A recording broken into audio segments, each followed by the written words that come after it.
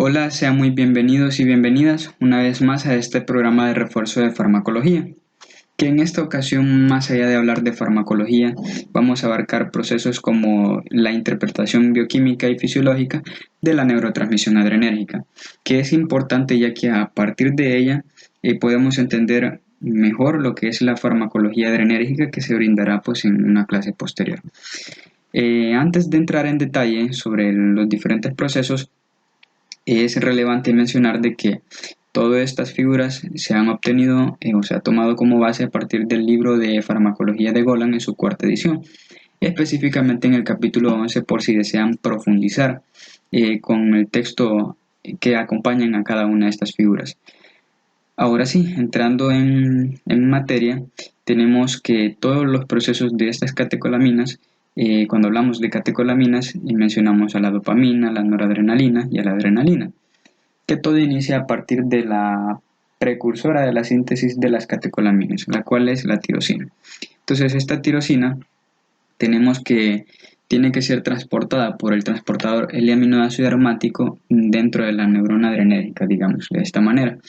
Ahora, esta tirosina tiene que sufrir su primer paso, en el cual estamos hablando de una oxidación a dihidroxifenilalanina, que es generada por la tirosina hidroxilasa, la cual es la enzima limitante de la síntesis de estas catecolaminas. Eso es muy importante. Y pues ella también va a ser regulada por inhibición de la retroalimentación y también por la misma fosforilación mediada por las sinasas de la enzima. Ahora, una vez que tengamos esta L-dopa por medio de la L-aminoácido aromático descarboxilasa, pasa a dopamina. Esta dopamina tiene que ser almacenada dentro de la vesícula sináptica. Para eso ocupa el transportador monoamino vesicular, el cual es un antiportador de protones. Por eso observamos la salida de hidrógeno. Ahora, esta dopamina, por medio de la dopamina beta-hidroxilasa, va a pasar a noradrenalina. Y aquí observamos cómo se almacena dentro de la vesícula sináptica. Ahora, para abarcar un poco la noradrenalina, tenemos que aquí tiene que sufrir un proceso de metilación. Y eso es generado por la feniletoanolamina N-metiltransferasa. Importante mencionar que es dependiente de las altas concentraciones de cortisol en la médula adrenal, la cual fluye más bien al interior de la médula por medio de las venas que drenan en la corteza adrenal. Entonces, eso sería en cuanto a la síntesis y el almacenamiento de las catecolaminas. Ahora, para que se genere la liberación.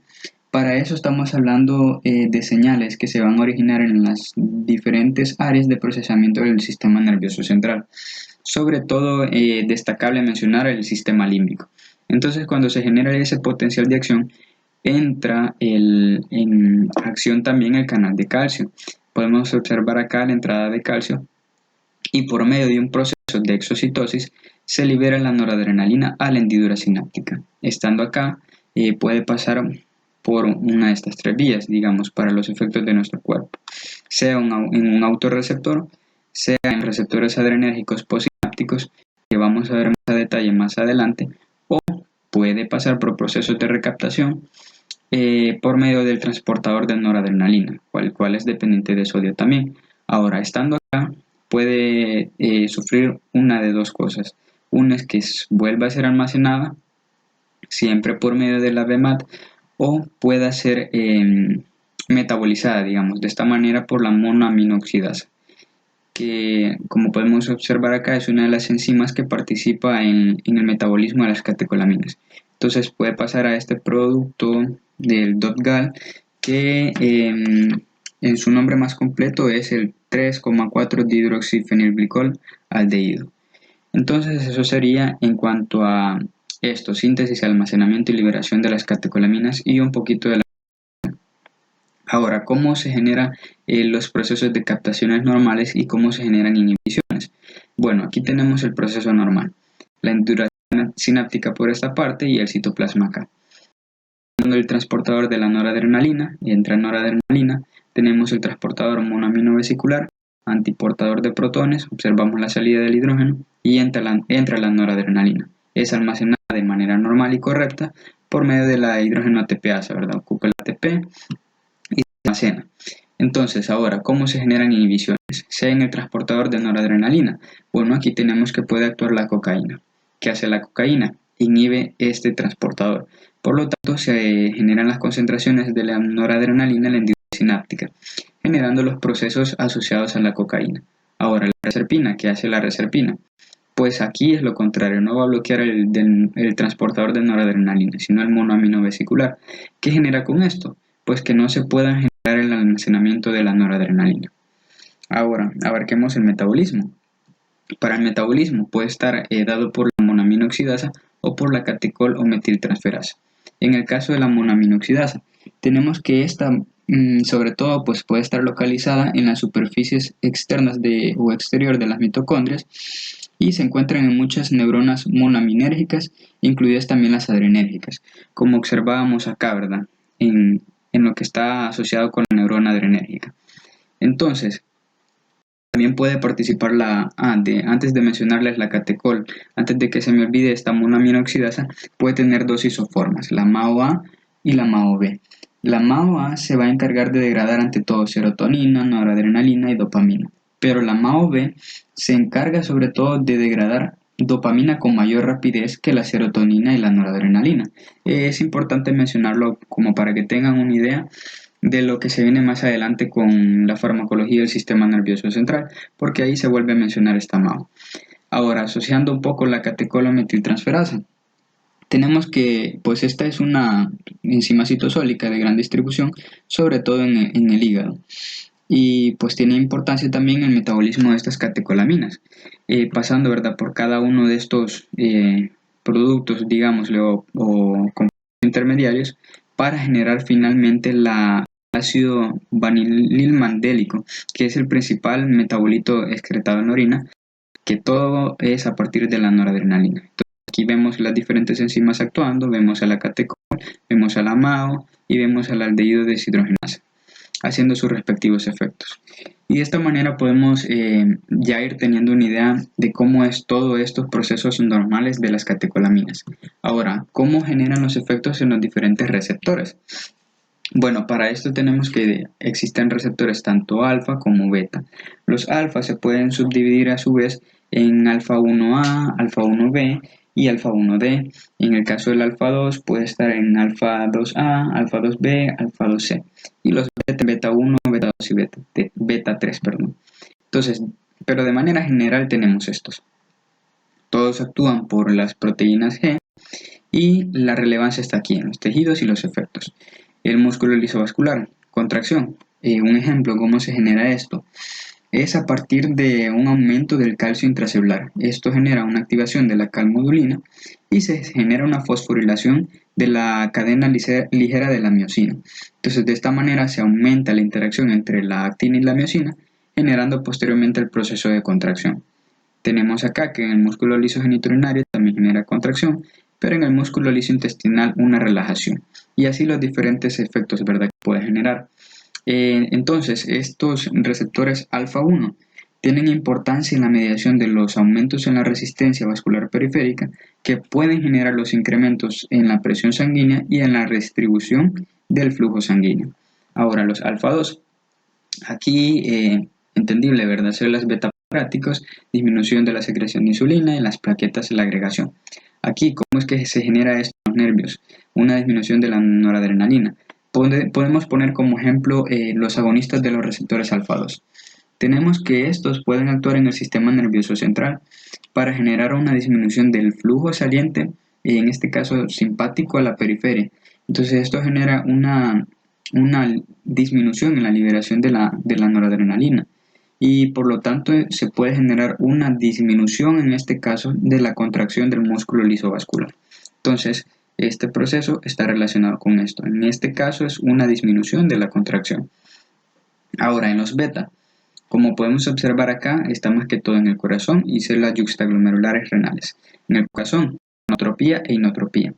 Para que tengamos una idea, voy a tratar de dar un pequeño ejemplo sobre cómo funciona. Cuando hablamos de inotropía, estamos hablando de aumentos en la fuerza de contracción.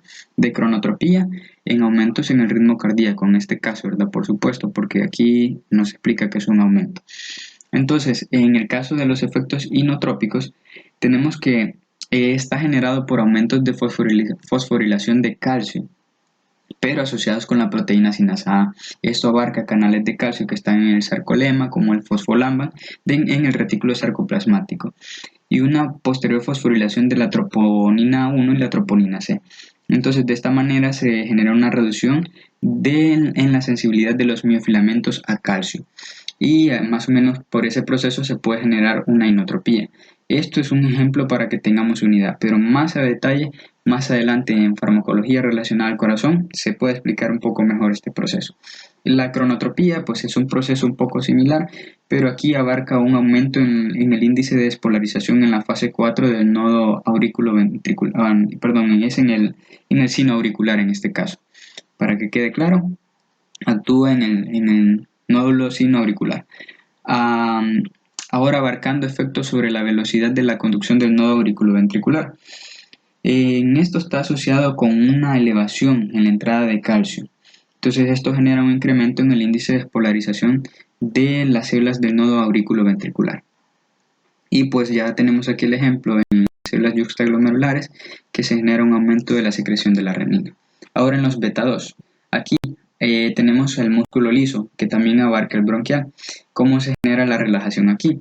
Aquí es importante porque participa también los canales de potasio. Entonces aquí se genera un aumento en el eflujo del potasio. Esto causa una hiperpolarización de la célula del músculo liso bronquial y de esta manera se opone a la despolarización que se necesita para que se genere una contracción. Entonces, por eso se genera la relajación y por eso la importancia que toman los beta 2, los agonistas beta 2, para tratar en, digamos, una crisis asmática, por ejemplo, para que tengamos una idea.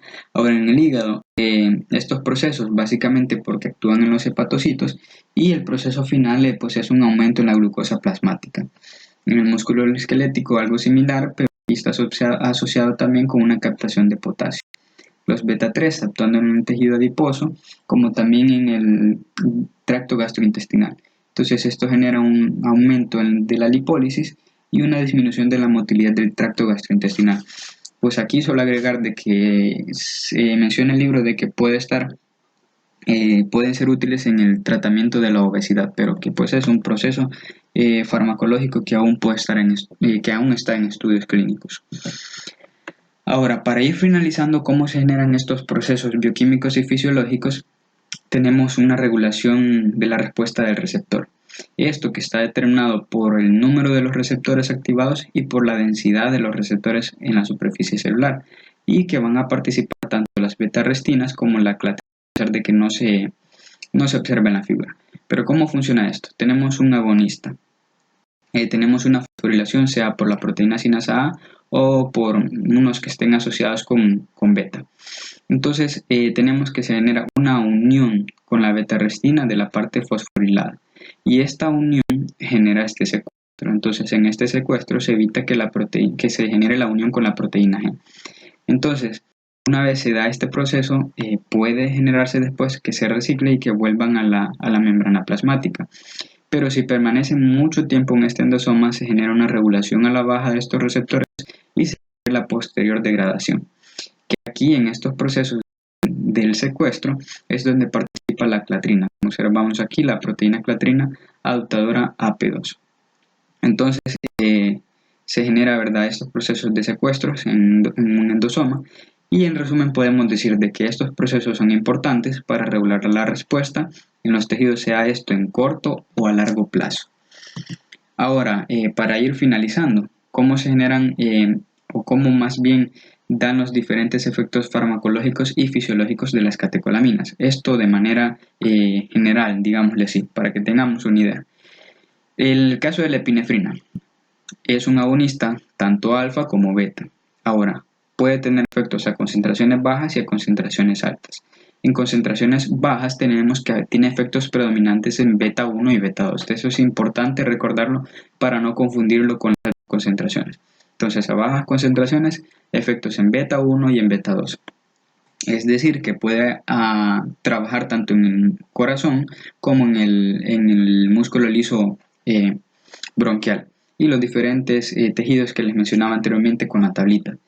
Ahora, en altas concentraciones, ahora aquí se va a volver predominante en el alfa 1, o sea, se vuelven más pronunciados. Y si recordamos un poquito, ahí abarcamos músculo liso vascular, el genitourinario, el intestinal, etc. Y lo importante también es que es un tratamiento de elección para anafilaxia. Ahora, la norepinefrina por su parte, este es alfa 1 y beta 1, pero tiene poco efecto en los beta 2. Entonces, efectos que tiene: aumentos en la presión sanguínea, sea diastólica o sistólica, y en la resistencia periférica total. Entonces, su uso farmacoterapéutico en la hipotensión en pacientes que tienen shock distributivo, debido a los efectos en cada uno de estos receptores. Ahora, finalizando con la dopamina, tiene efectos tanto a dosis bajas como a dosis altas y como a dosis todavía más altas. Tenemos acá los ejemplos. A dosis bajas nos mencionan la cantidad en una infusión intravenosa. ¿En qué va a actuar? En receptores dopaminérgicos de 1, que están donde, en los lechos renales, mesentéricos y vascular coronario. Ahora, en dosis más altas, se vuelve un inotropo positivo. Ya les mencionaba anteriormente que era un inotropo, pero de un aumento en la fuerza de contracción. Entonces, ¿qué genera esto? Activación de los receptores adrenérgicos beta 1. Ahora, en infusiones todavía más altas, va a actuar donde en los receptores adrenérgicos alfa 1 para causar la vasoconstricción. Entonces, este es pues un tratamiento en shock, pero en los que están provocados por una baja salida cardíaca, que están acompañados de una función renal comprometida. Que es importante mencionar también que no se ha comprobado con total claridad la protección que puedan generar a los riñones en estos procesos. Entonces, esto sería todo de una manera un poco resumida. Espero que haya servido o les haya sido muy útil, y muchas gracias.